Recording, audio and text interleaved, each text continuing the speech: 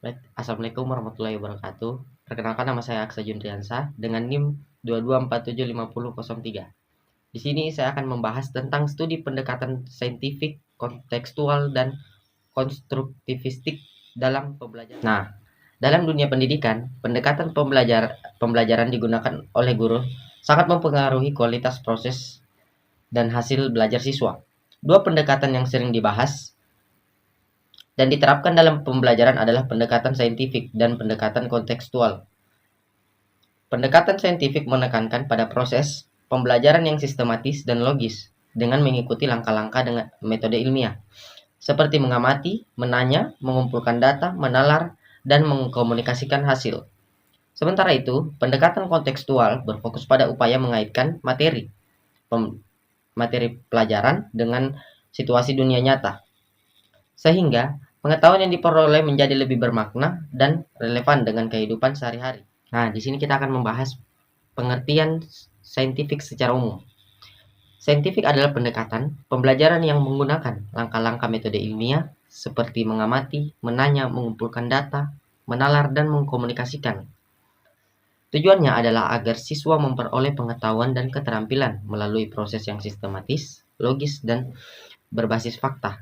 Sedangkan pendekatan konstektual adalah pendekatan pembelajaran yang mengaitkan materi pengajaran dengan situasi nyata yang dialami siswa. Dalam kehidupan sehari-hari, melalui pendekatan ini, siswa didorong untuk menghubungkan pengetahuan yang dipelajari di sekolah dengan pengalaman dan lingkungan mereka, sehingga pembelajaran menjadi lebih bermakna dan relevan. Baik, lanjut. Di sini kita akan membahas tentang perbedaan saintifik dan kontekstual. Nah, pendekatan saintifik adalah pendekatan pembelajaran yang menekankan penerapan metode ilmiah dalam proses belajar mengajar. Proses ini melibatkan langkah-langkah seperti mengamati, menanya, mengumpulkan data, menalar atau menganalisis, mengkomunikasikan hasil sehingga siswa aktif membangun pengetahuan melalui proses ilmiah, sistematis dan logis. Sedangkan pendekatan kontekstual adalah pendekatan yang mengaitkan materi pengajaran dengan situasi dunia yang nyata siswa. Siswa didorong untuk menghubungkan pengetahuan yang dimiliki dengan penerapannya dalam kehidupan sehari-hari, sehingga pembelajaran menjadi lebih bermakna dan relevan dengan pengalaman nyata mereka. Pendekatan konstruktivistik.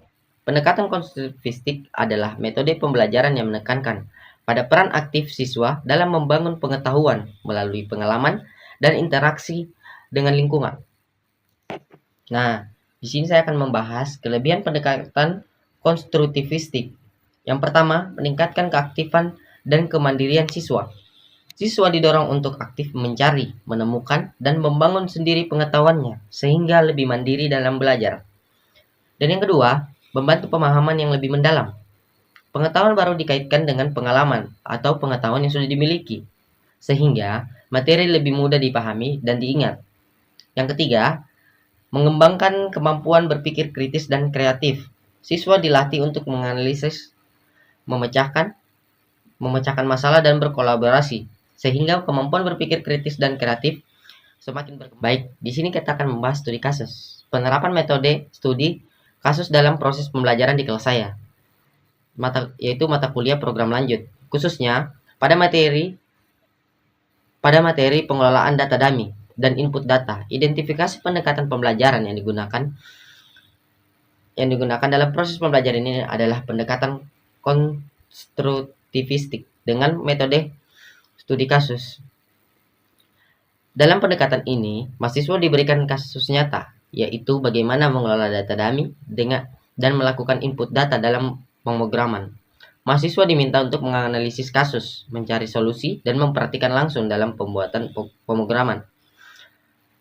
Analisis efektivitas pendekatan konstruktivistik melalui metode studi kasus terbukti efektif dalam meningkatkan partisipasi dan hasil belajar mahasiswa.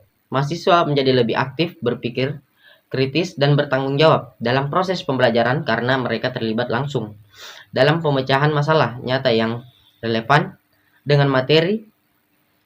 Dosen berperan sebagai fasilitator yang membimbing mahasiswa menemukan solusi, bukan hanya sebagai pemberi materi. Nah, mungkin hanya itu saja yang bisa saya jelaskan. Di sini kita dapat menarik kesimpulan.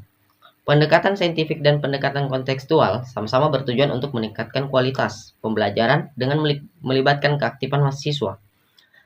Pendekatan saintifik menekankan proses pembelajaran yang sistematis dan logis melalui metode ilmiah, sehingga siswa mampu mengembangkan sikap ilmiah dan keterampilan berpikir kritis.